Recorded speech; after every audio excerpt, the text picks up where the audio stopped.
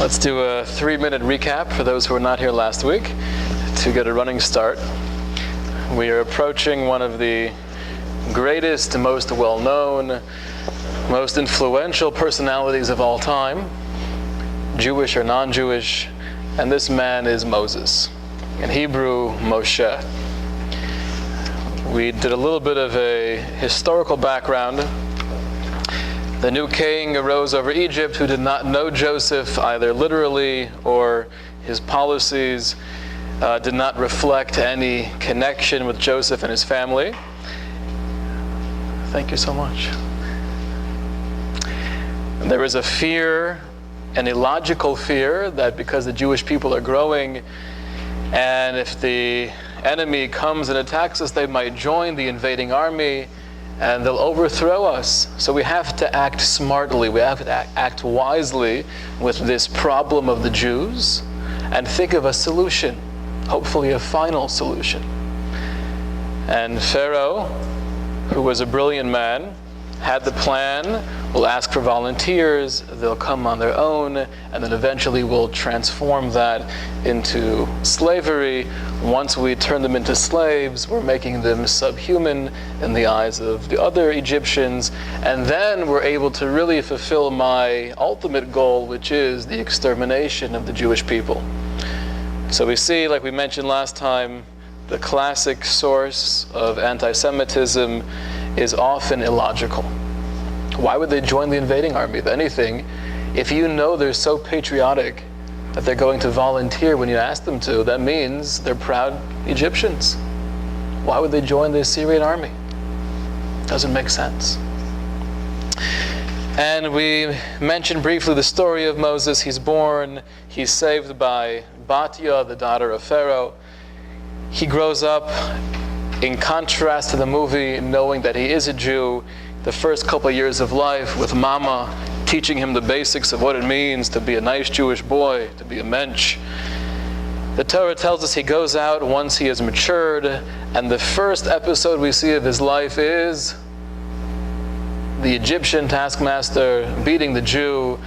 Moses looks around, doesn't see any man, meaning no one's doing anything about it.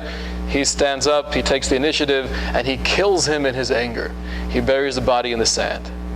Second episode we see, he goes out again, he sees two Jews fighting. One Jew says to him, "Oh, are you going to kill us like you did the Egyptian? Oy vey, achei noda hadavar, the matter is known. I have to leave, run for my life," and he does so. He runs to Midian, and there he meets his wife, his father-in-law Jethro, or Yisro, and there he settles. 2 children, he has 2 sons. What were the names of the sons of Moshe? Not many people know. Gershom was one of them, good. And the other? So even someone as well-versed as Jan, who's a wellspring of knowledge, he doesn't know the 2 sons of the greatest man ever to live. Should we be ashamed of ourselves? I don't think so. You know why? It's a wonderful life lesson, because it doesn't matter who your papa is. Doesn't make a difference. Greatness is not defined based on, well, my father was so-and-so, and therefore I just somehow inherit that greatness. Greatness is earned. And we're going to see this more in the life of Moshe himself and really throughout all the Jewish leaders. It's not because I'm the son of Rabbi Goldstein that I'm great. Oftentimes, the greatest people ever to live were the sons of simple people or the daughters of simple people. So it's not based on yichus. And therefore, it's true, Moshe Rabbeinu was a great man, one of the greatest ever to walk this planet, but it doesn't mean his sons are going to walk in his footsteps. It doesn't mean that. Rabbi, this is in complete contrast to every other culture. Islam and Christianity, historically, always the men of power do their best to pass on the power to their sons. It's very true. Now we do find in Judaism, when it comes to the monarchy, right? We have King David, we have King Solomon's son Rehoboam. It does go based on birth. But when it comes to real Jewish spiritual leadership, I don't care what family you're born into, it's based on who you are. Did Rashi's extended family do great things? Made names for themselves? They did, but it's because they made names for themselves, not because they were Rashi's children or grandchildren. So the first insight we see into the personality of Moshe, we mentioned, is his eyes are open. He's looking around. And he's willing to take a stand. He's not one to fall into pure perception. Right? I'm not judging the world based on the way other people seem to interpret things, but rather I'm looking at it with a fresh set of eyes and making my own conclusions. And at the same time, we see a passion.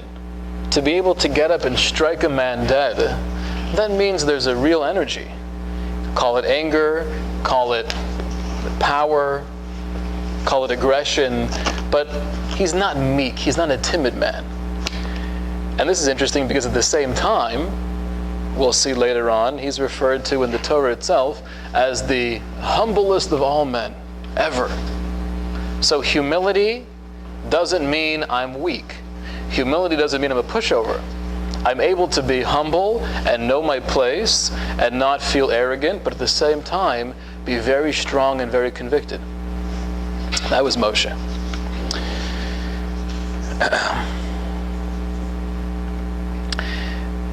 Now, the name of his first son, Gershom, the Torah itself says in the bottom of page 2, literally, we mentioned it's a combination of two words, ger, shom. I have dwelled there. For he said, I have been a stranger in a foreign land. And we focus briefly on the Orach Chaim. The Orach Chaim, one of the great commentators in the Torah, he told us that Moshe was really expressing his feelings about living here in the physical world. I don't feel at home. Any person who's truly seeking spirituality, who is truly thirsting for elevating him or herself, we can't feel at home in the mundane existence of this world. There's always that nagging voice. I have to do more, I have to elevate myself. And that was Moshe Rabbeinu. He was expressing that yearning by naming his son Gershom. The whole world is only a temporary dwelling. Now I'd like to read together on page 3. We now have Moshe Rabbeinu living in Midian. And the Torah tells us really nothing about all of the years he spent away from Egypt, except for the one life-changing episode, which is the burning bush. Leading up to that moment, though, I'd like to read you a couple of lines written by Rabbi Avigdor Miller. He was one of the well-known Torah personalities of the 20th century. This is on page 3.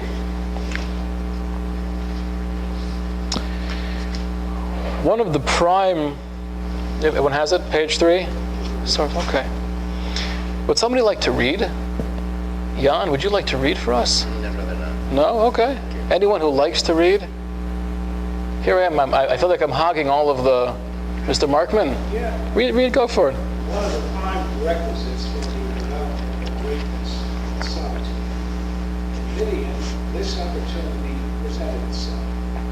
Moses led Yisro's flock into the wilderness alone, as did Jacob before him, and David after him. Here his rare gifts of intellect and character grew space and ripened, until the day when God deemed him ready for his destiny.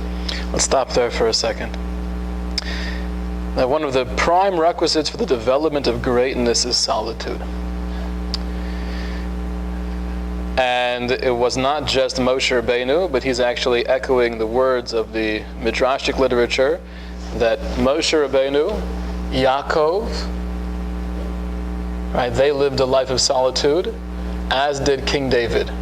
And their occupations were what? They were all shepherds. On one hand, you might think it's boring being a shepherd. You're outside all day, You're walking around with the sheep, making sure nothing happens. Not that exciting. Once in a while, maybe a wolf will come around. But the Midrashic literature tells us that by being a shepherd, you have the greatest opportunity for spiritual excellence. You're alone. In Hebrew, the term is hisbodedus, being not in isolation, but psychologically being able to go into my own world, not being constantly bombarded with what others are saying, with what I'm hearing, with the traffic and the noise and the clutter of daily life.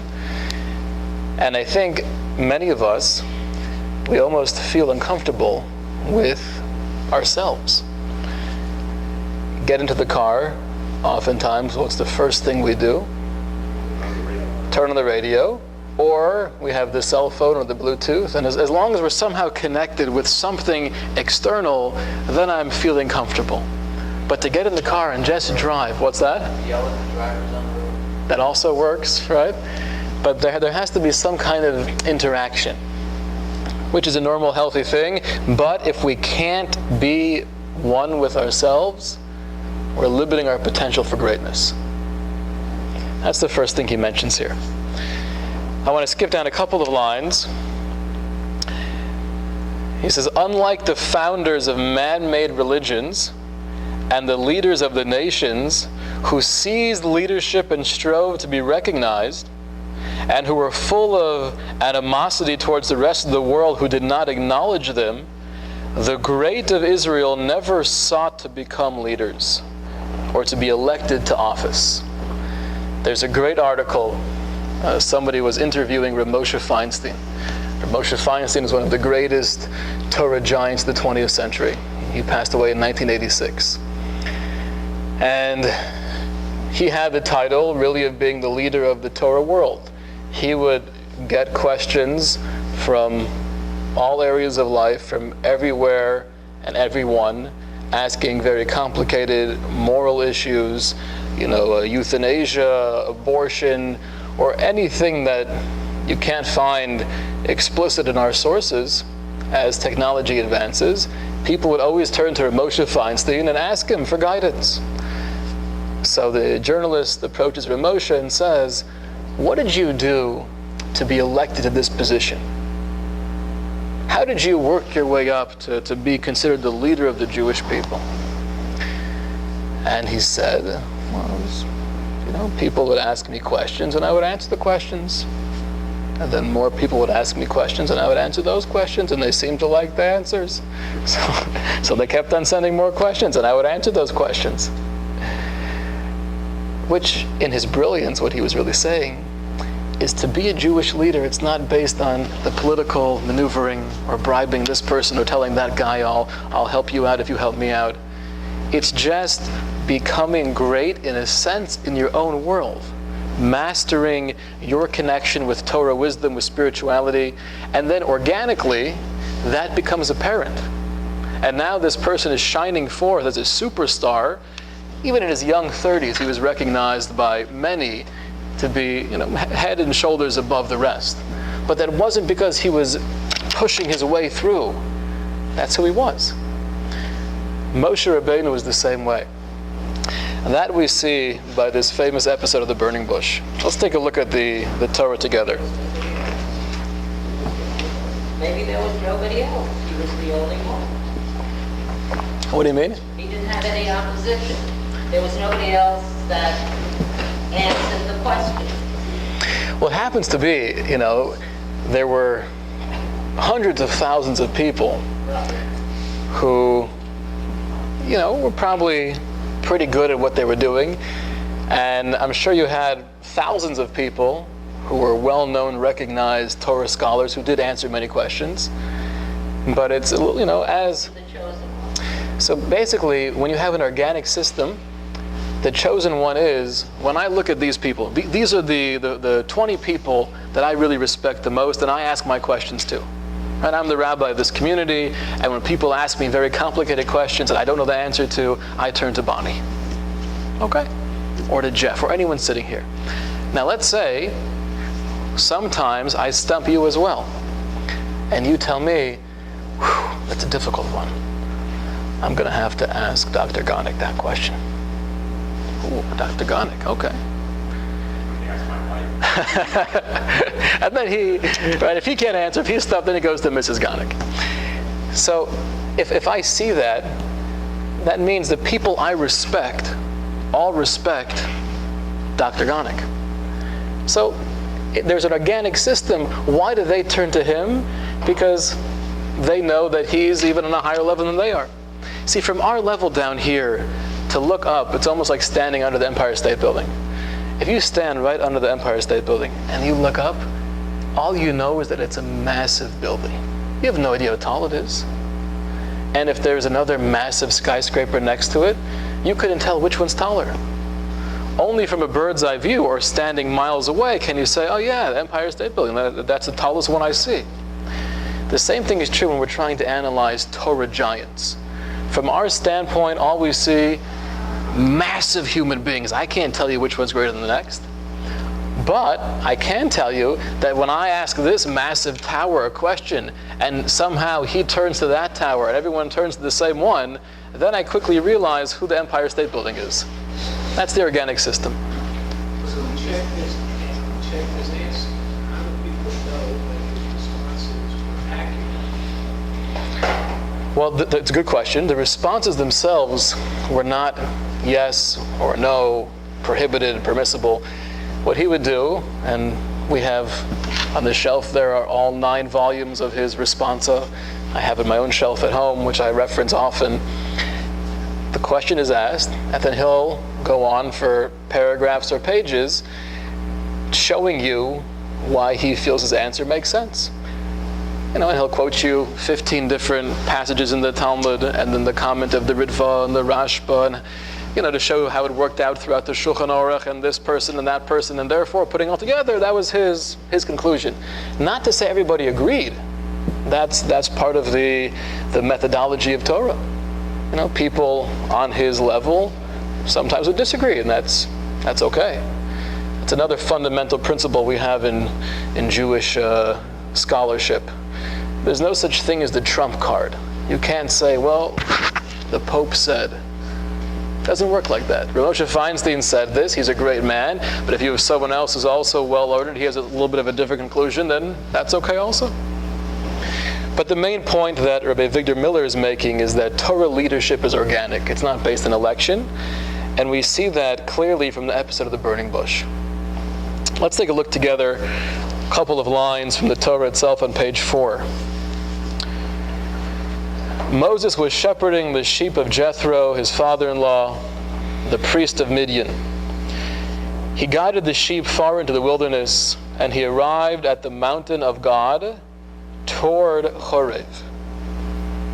So the Torah is referring to this mountain as the mountain of God, and the commentators explain it's based on the fact that the Torah was destined to be given here, so the mountain has a certain significance. So is that Sinai? Yes.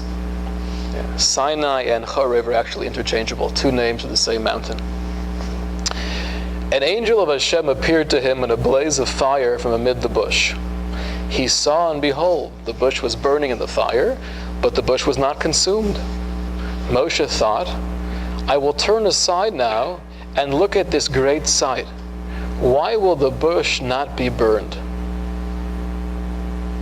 Hashem saw that he turned aside to see, and God called out to him from amid the bush and said, Moshe, Moshe. Why is God saying his name twice? And it's the same thing we find when God calls out to Abraham. Abraham, Abraham. Rashi tells us that that's a sign of love. To mention your name twice, it's showing my connection with you.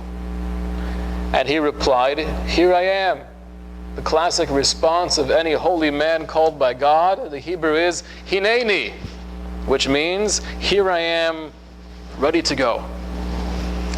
He said, this is God speaking, do not come closer here. Remove your shoes from your feet. Don't walk on the carpet with your shoes on. For the place upon which you stand is holy ground. And he said, I am the God of your father, the God of Abraham, the God of Isaac, and the God of Jacob.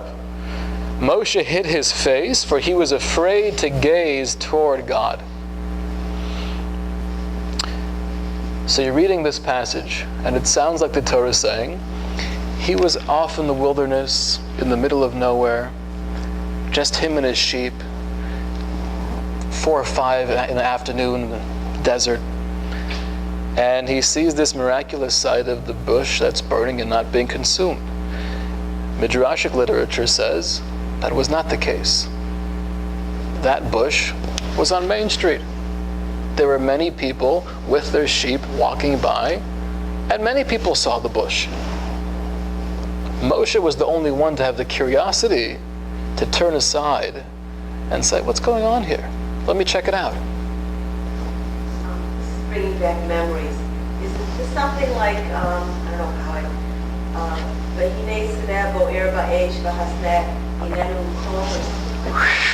Wow, that's right. Dr. Gonick turns to Mrs. Gonick for his questions.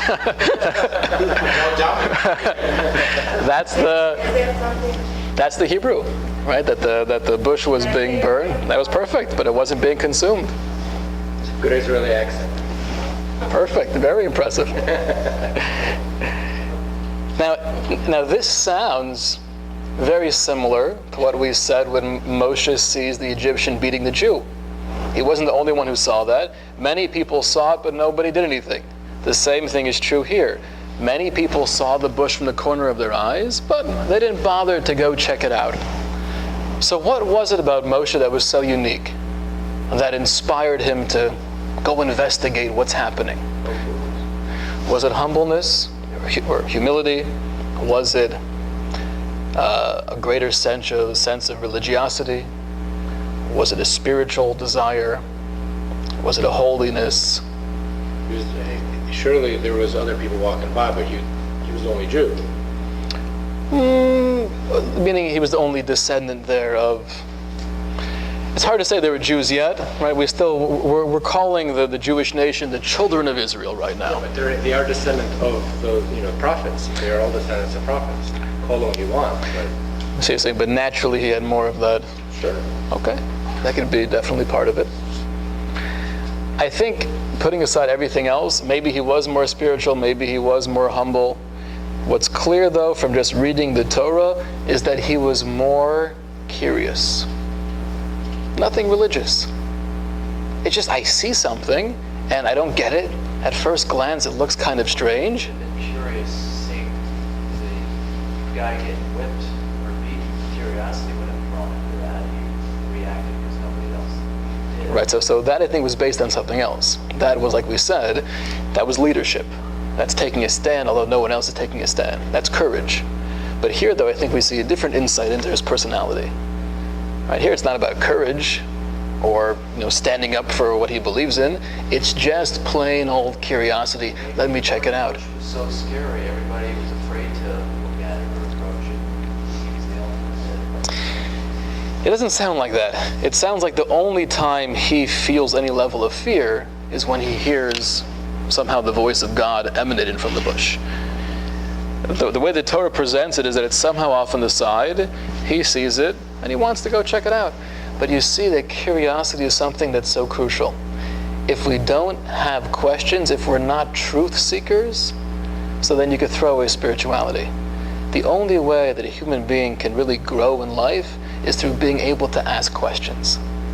There's a great story that my yeshiva in Queens, so the Rosh Yeshiva of Henoch Leibowitz, he was walking as a young boy with his father, Reb David Leibowitz.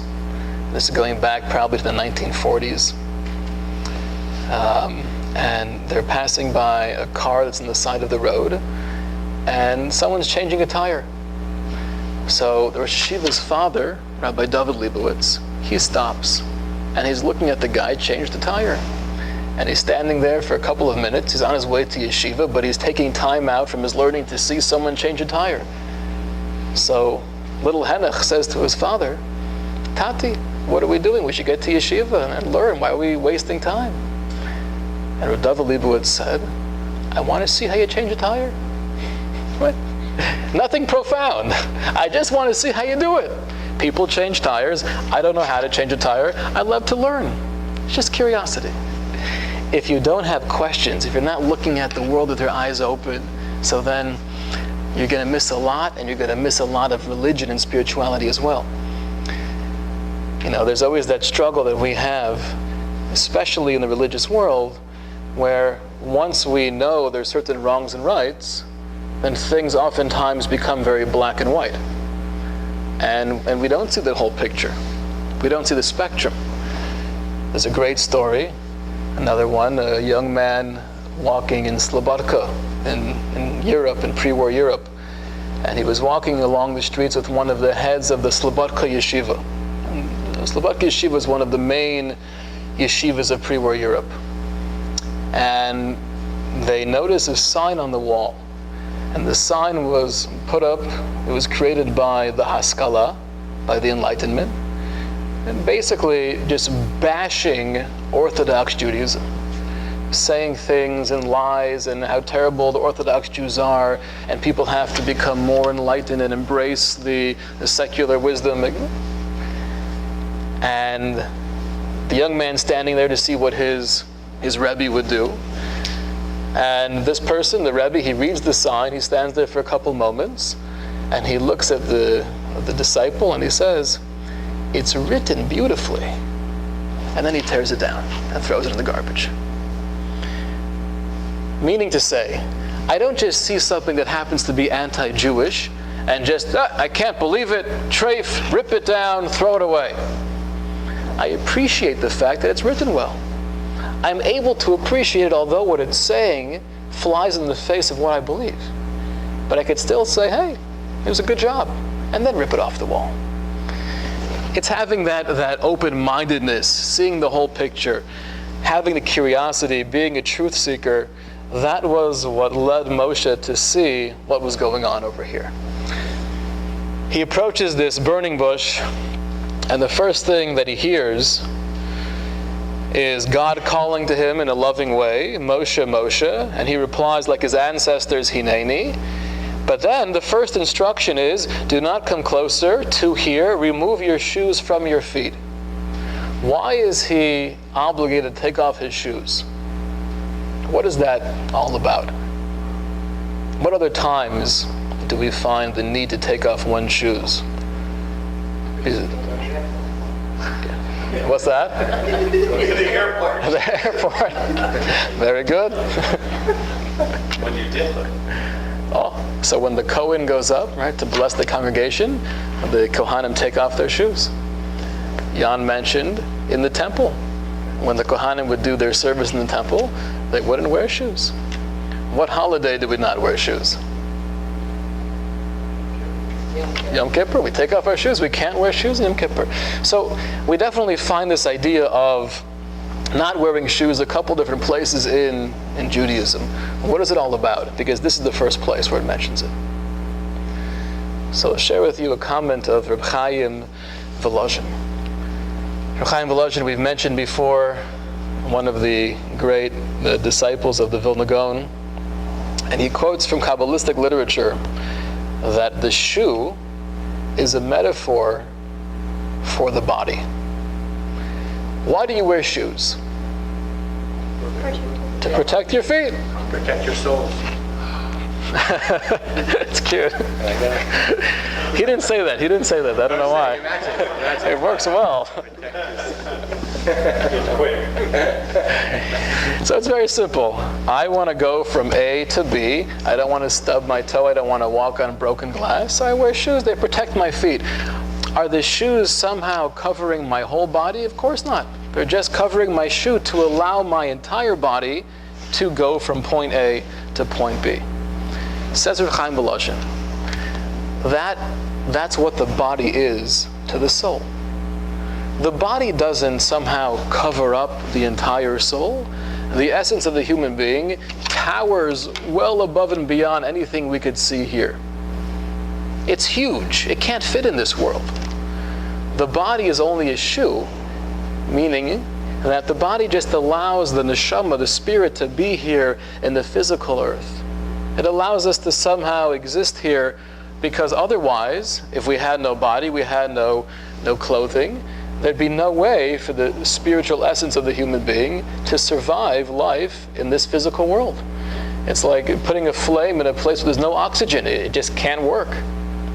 So just like the shoe protects the foot to allow the entire body to go from point A to point B, the body itself allows the soul to be here in this world.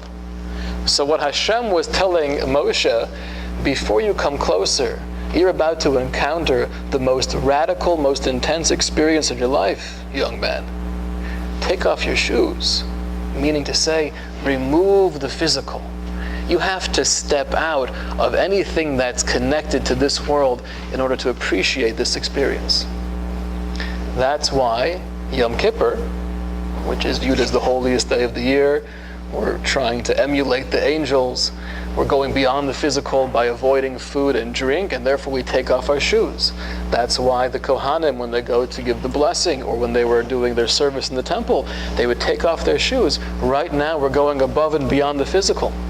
We're bestowing blessing to the Jewish people, or we're working together in the service of God.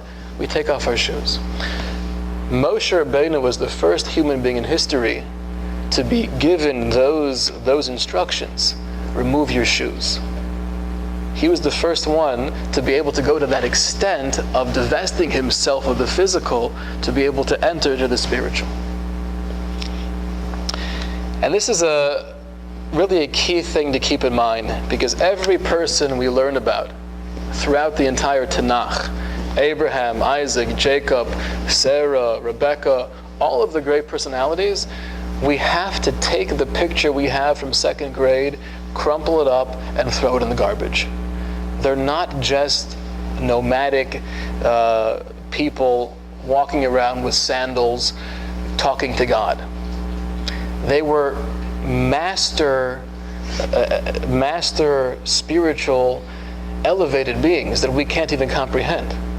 To be able to totally remove yourself of the physical to enter into this different dimension, that's big.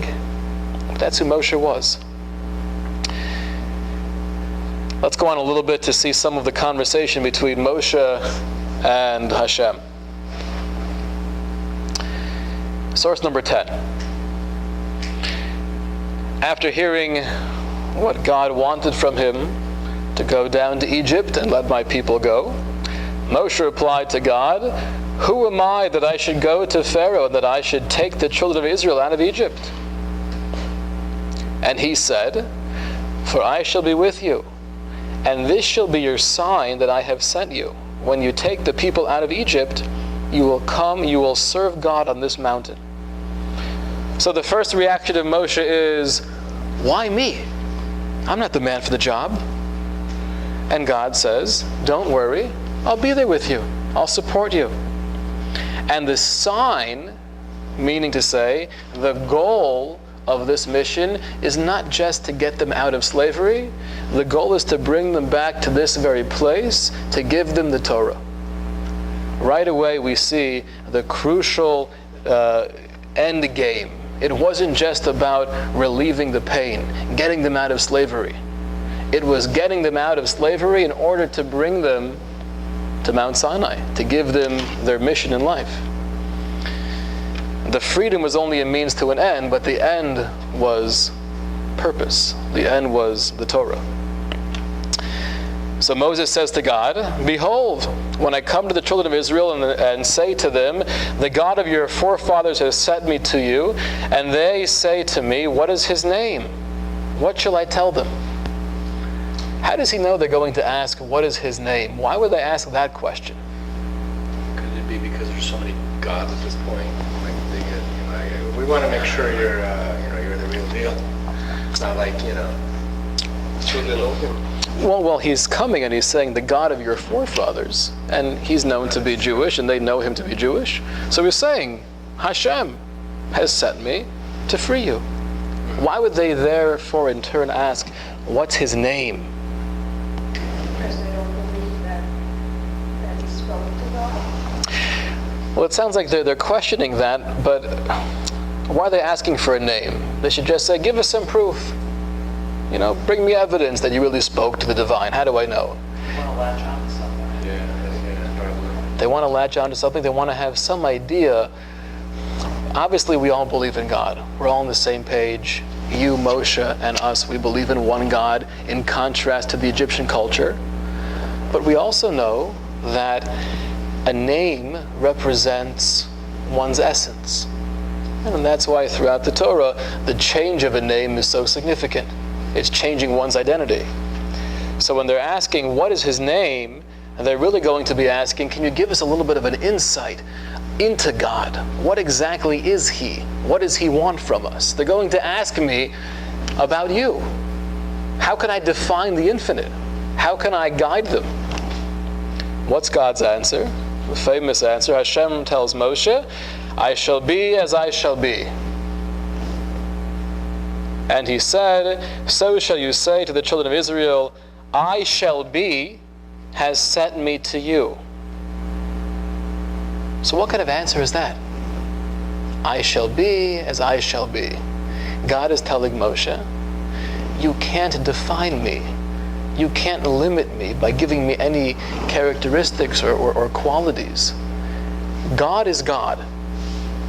And therefore, if they're asking anything, about my personality, your response has to be, it's God. He's above us. All we know of God is what we see, how God somehow interacts with us here on earth. But we can never define the essence of God. That's the answer God gives to Moshe. Maimonides, in his famous work, the Moreh Nevuchim, The Path to the Perplexed, he writes that the only way we could ever give any characteristics to God is by explaining that which he's not. God is not limited. God is not finite. God is not physical. But to say what God is in the positive, that we can't do. Because anything you say I am, then you're limiting to that definition. That's the response of God. So, excuse me, so they believe in God, but they don't understand why God spoke to Moses. Well, they believe in God, and it sounds like they'll be questioning to give us more information about God. But to that, God's saying, I can't give you any specifics. But they do believe in God. But they do believe in God. Now we'll see there, throughout the Torah, when our main goal is not to go through the Torah itself, but more the personalities we find in the Torah and later on. But you do find this dichotomy within the Jewish people. On one hand, there are many sources where they clearly, even in Egypt, they believed in God. They knew they were Jewish. And there's Midrashic literature that says the reason why they were redeemed from Egypt was based on the merit of doing three things: keeping their Jewish names, keeping their Jewish dress, and keeping their Jewish language, which is Hebrew. So they were clearly very culturally Jewish, and they were proud of that, and they believed in the basic tenets of Judaism. At the same time, we have Midrashic literature and Kabbalistic literature that tell us in Egypt they dropped down to the 49th level of spiritual impurity. They were about to be lost forever, if not for God redeeming them right at that moment. So what was it? Were they holy, sanctified, knowledgeable people? Or was it they were lowly people who were influenced by the society around them who worshipped idols? And the answer is, it's both. Externally, they were very much influenced by the society around them. Externally, they bowed down to idols and they believed in the sheep as some form of deity and all the other Egyptian philosophies. Internally, though, they never lost that spark. That flame in the Jewish neshama was always there. A great example, to make it more practical, is imagine you have a son, God forbid, who becomes a mass murderer.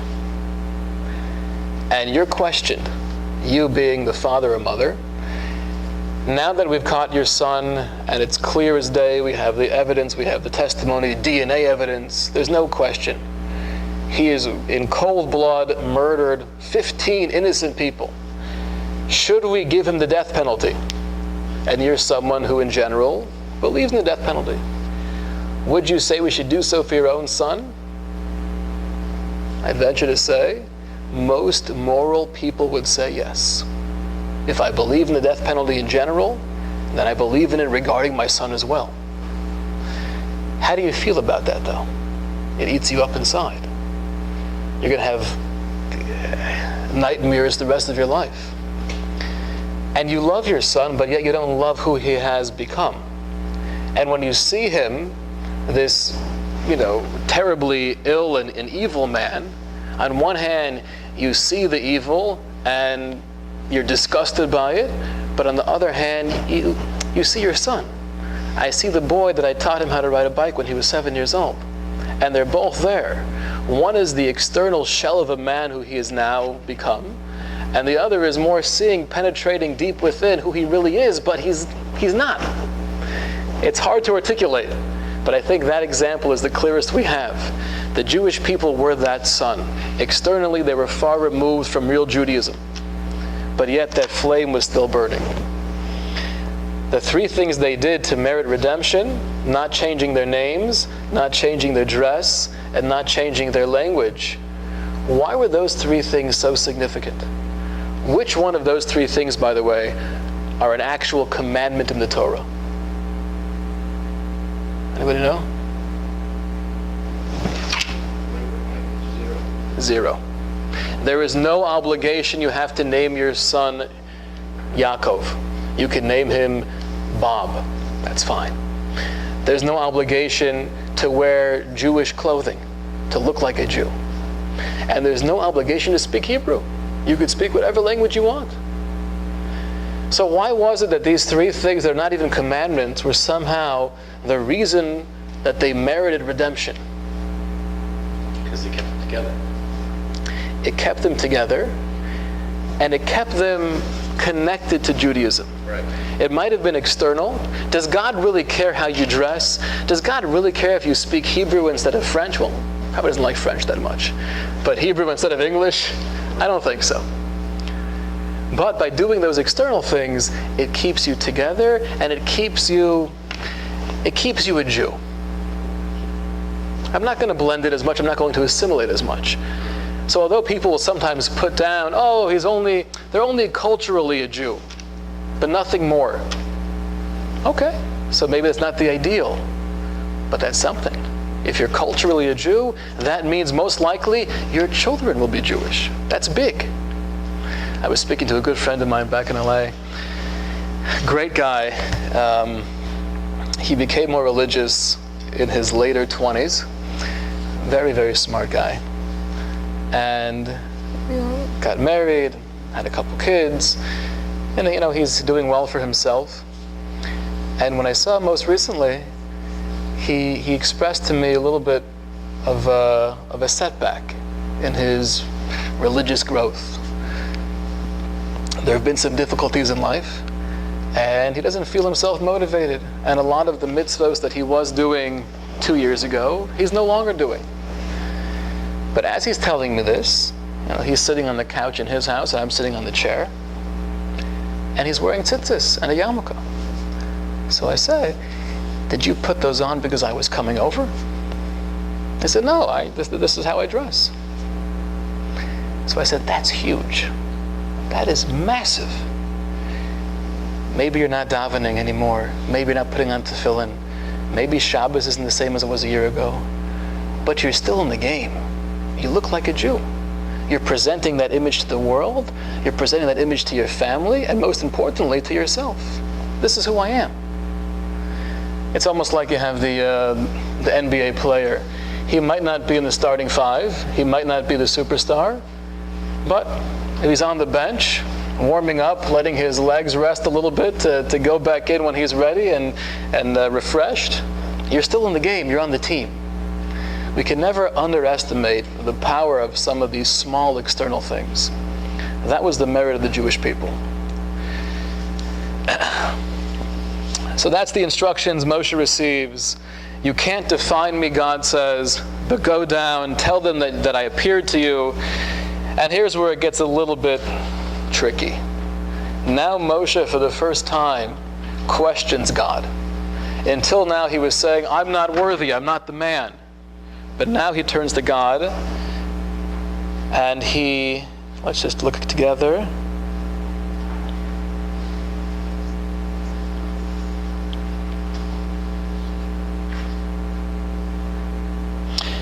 First, God gives him the instructions, go and gather the elders of Israel and say to them, Hashem, the God of your forefathers, has appeared to me, the God of Abraham, Isaac, and Jacob, saying, I have surely remembered you and what is done to you in Egypt, and now it's time for your redemption. Moses says, this is number 11 on page 4, Moses responds and said, but they will not believe in me, and they will not heed my voice, for they will say, Hashem did not appear to you. This is the first time that now Moshe is questioning the Jewish people. He's saying, they're not going to believe me. That God has no tolerance for. After this, God gets angry. If you want to question me, that's okay. You want to question yourself by saying you're not the man for the job, that's okay as well. I like the humility. But if you want to question the Jewish people, that's not acceptable. Don't underestimate the Jews. There's a famous letter of Maimonides where he receives a letter himself from a Jewish community in Africa. I assume somewhere in Morocco, North Africa, I'm not sure. And they tell him that we're really in a very, very stressful situation.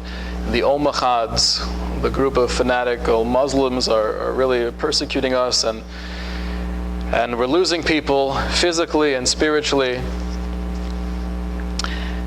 And there's actually a young rabbi who has given the ruling that anyone who pretends to convert to Islam but secretly lights candles Friday night in the basement or puts on tefillin without anyone looking, every mitzvah he does or every blessing he says is worthless, and it's heresy, and you're disgracing God by doing so. If you pretend to be Muslim and you're acting like a Jew, it's worth nothing.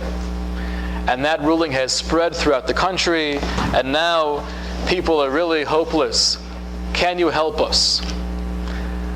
Now Moshe Rabbeinu, and we have Moshe ben Maimonides, the Rambam. He was a young man at the time. And I think I said the rabbi who said this was a young man. That's not true. The rabbi who said this was already an older, somewhat well-known rabbi who gave that ruling. The Maimonides himself was a young man. I think he was 26 years old. He writes back with fire. And he basically says, whoever the rabbi is that said that should not be called a rabbi. To speak like that against the Jewish people, you have no place representing the Jewish people. To underestimate the greatness and the strength and the endurance of the Jewish people is a chutzpah. And he goes on literally for a couple of pages telling this community that the rabbi who gave that ruling is absolutely worthless himself. And he goes on to quote many, many sources showing the severity of even the greatest of people who underestimated the Jewish people, one of them being this source right here. That when Moshe Rabbeinu turns to Hashem and says, they won't believe me, Hashem says, how dare you say that? What makes you think so? Well, listen, they have been enslaved for 210 years. They've been persecuted, they've been beaten, they've been slaughtered. It makes sense for them to question, maybe God didn't appear to me. God says, no, it doesn't make sense. The Jewish people are loyal. That was the one rebuke that God gave to Moshe. Don't question my people.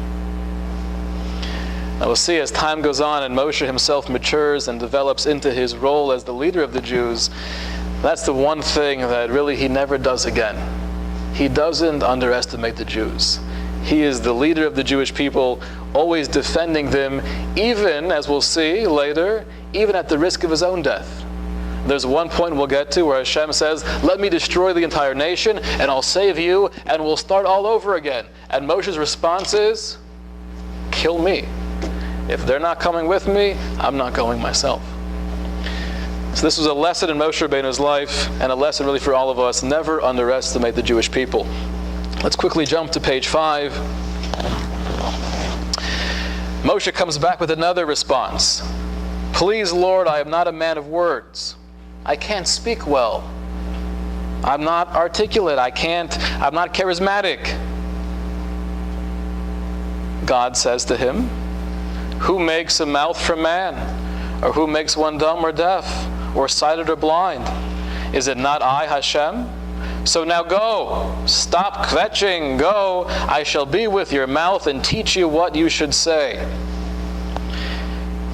Okay, Moshe tries something else. Please, my Lord, send through whomever you will send. Meaning to say, send the person who you will send in the future, referring to Joshua. Joshua was going to be the leader who takes the Jewish people into the land of Israel. So Moshe is saying, skip me. You don't need me. You don't need a middleman. Jump to Joshua, and he's a great guy. Again, now we have the wrath of Hashem burned against Moshe, and he said, well, let's not jump there yet. I want to focus on one point here. One excuse Moshe gives is, I'm not a man of words. So I have a good idea. Moshe, do you believe in God? Do you believe that God is all-powerful? So, instead of giving excuses, turn to God and say, you know what? Because I can't speak well, can you help me speak better? Daven. That's what a Jew does. We always wonder, does God really hear my prayer? God's talking to you. This is your chance. If you're feeling somewhat self-conscious that I'm not going to be a good representative of the Lord because I can't speak well, so ask God, help me. Says the Ramban, Reb Moshe ben Nachman of the 12th century, the 1200s, he didn't ask him that question because he didn't want to go. I'd rather not have you cure my speech issue because I don't want to go down in the first place. And that's the power of the subconscious. If I don't want to do something, even if I have the opportunity to have gains to help myself, I'm not going to go there because I don't want to be in this position. So he didn't daven for that. Send the one you're going to send. So we mentioned one interpretation that's referring to Joshua. Another interpretation is that's referring to his brother Aaron. Now, why was Aaron more the man for the job than Moshe? He was older, 3 years older than Moshe, and he felt that if you're going to have one of us do it, it should be my older brother. Now, part of that was, as we'll see from the answer of God, that Moshe was concerned that Aaron might be jealous. If the younger brother is getting the credit, and I'm the superstar, so then there's going to be a sibling rivalry. It's going to hurt him. I don't want to hurt his feelings. God's response is, 14, again we see God gets angry. The wrath of Hashem burned against Moshe, and he said, is there not Aaron your brother the Levite? I know that he will surely speak. Moreover, behold, he is going out to meet you, and when he sees you, he will rejoice in his heart. Don't think he's going to be jealous. Why did God get angry here? For the same reason he got angry before. Don't underestimate the Jewish people. If you're going to ask, the elders won't believe me, that's unacceptable. They will believe you. If you're going to be concerned that maybe your brother Aaron's going to be jealous, he's a great man. He'll know about your leadership, but he'll rejoice. He'll be happy to be working together with you. This pretty much ends the conversation. How long is this conversation in total? How many hours? 7 days. He was standing by the burning bush for 7 days in this dimension of prophecy. The whole time arguing back and forth with the infinite creator of the universe.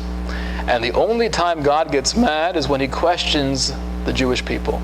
If I was God, I would have been mad by the mere fact he's questioning me. Why was that okay? Back and forth. Stop it already. Don't you believe that I am in total control and I know what's best for everything? And I'm telling you, in my ultimate wisdom, you are the man for the job. The conversation should have been 20 seconds. Moshe, go down to Egypt, tell Pharaoh to let my people go, and Moshe says, okay. That's it. Why was he allowed to question? I mean, it kind of seems like the same attribute of Moshe that got him to go towards the burning bush is what's getting them to ask all these questions. Are you proud of him? Exactly. The same reason that he was the only one to pursue the burning bush, curiosity, a desire for truth, I want to see what's going on, is the same reason why he questions God. It's not based on a lack of faith. Of course, if God tells me something, he knows best. But I have to understand why. I have to understand why it makes sense. Because if I don't, and you're giving me a mission, then I can't do it well. You see from here such an important idea within all of Judaism, which is part and parcel of any obligation we have as Jews is to try our best to understand why. To question, not based on a lack of faith. We have total faith. If God's telling me to do this, I do it and I understand, but I want to have a deeper appreciation as to why it makes sense so I could do it better. And that's what Abraham did. The one man not to question God was Noach. Noach didn't question God. God said, I'm going to destroy the entire world, build an ark, save yourself and your family, and he was obedient. Okay, yes sir. Was Noach chosen as the first Jew? No. God says, I have no patience for that. Obedience like that. Question. Ask me what's happening. Ask me, is there anything I can do to save the world? Like Abraham did. When God comes to Abraham and says, I'm going to destroy the entire cities of Sodom and Gomorrah, Abraham doesn't just say, okay, as long as I'm good here, we'll be fine. He starts bargaining. Hashofet kol haaretz lo yaseh mishpat. The judge of the entire world doesn't act with justice? How can that be? It's not coming from a lack of faith. It's coming from a burning thirst. I want to understand. That's where Moshe was coming from. So to quickly recap here, we saw more into the essence of Moshe Rabbeinu. We see he's a man who is not just humble and strong and stands up for what he believes in and passionate, but at the same time, he has curiosity, which is the key ingredient for questioning, and questioning is the key ingredient for real growth. And at the same time, he has the audacity even to question God. And God's okay with that. The one thing God is not okay with is underestimating the Jewish people. Question. You know, Rabbi, the only thing that doesn't make sense to me in this world is that some of the smartest people I know are so anti-religious and and they could ask the best questions. They could get the best insight. Yet they run, and I'm thinking of friends of mine that are just so brilliant, yet I can't get them to get that feeling. It's frustrating. It's very frustrating, and I think it's even more frustrating when you try to speak to them and you get a sense that they have no interest. There are two types of questions. One is a question where I'm asking you because I want to know the answer, and the other kind of question is I'm telling you what I feel and I'm phrasing it in a question way. And what's that? They have an interest, but in their own way, in their own views. That's why he raises the question. This is what they believe. So how do you convert them? So it's hard. It's hard to convert others. Well, the first step is trying to convert ourselves, trying to inspire ourselves. But when it comes to inspiring others, it's based on knowing who they are and what they're receptive to. The Mishnah in Pirkei Avos, which I like to quote often, I think is huge. Ohev es habrios u'mekarvim l'Torah, which literally means to love humanity and bring them close to Torah. explains the Chazon Ish, one of the greatest minds of the 20th century, those are not two separate ideas. It's all one. How in the world do you bring humanity closer to Torah? It's through Ohev Esabrios, it's through love. If they see that you're religious, you might have a different belief system, but they sense the love, they sense the warmth, they sense the normalcy, that has a major impact on them.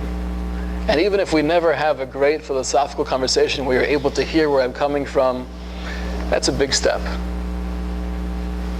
people who go through the Holocaust, and you try to persuade them that it happened, and I can't give the answer for it, but it leads them into a different direction because they see that it happened and God evidently didn't come in and argue for it or stop it in some way. Very difficult question. It's an impossible question to answer. And for sure, anyone who's gone through the Holocaust, we can't say anything. We can't have any answer. You know, that's one of the things we have to live with, that we just will never know. Gave the land back to the What's that? Gave the land back to the Meaning that, Holocaust led to right, but there's always that very crucial distinction where you see, oftentimes you could look at something and say, hey, I see something good came from that tragedy. So that means that I'm seeing part of the overall tapestry. But that's not explaining why. You could never explain, well, God had to brutally murder 6 million Jews to give us back the land. You could have thought of a different way, couldn't you? Right? So it's always to look at somehow this came from that, and that's part of the plan, but it's not addressing the why. Why we don't know. Classic example would be when I was out. I understand that he just doesn't be religious. He has to God cause. We'll have to devote, I think, a whole session to that. That's a big one. That's a big one. Ladies and gentlemen, it's been a pleasure. Thank you.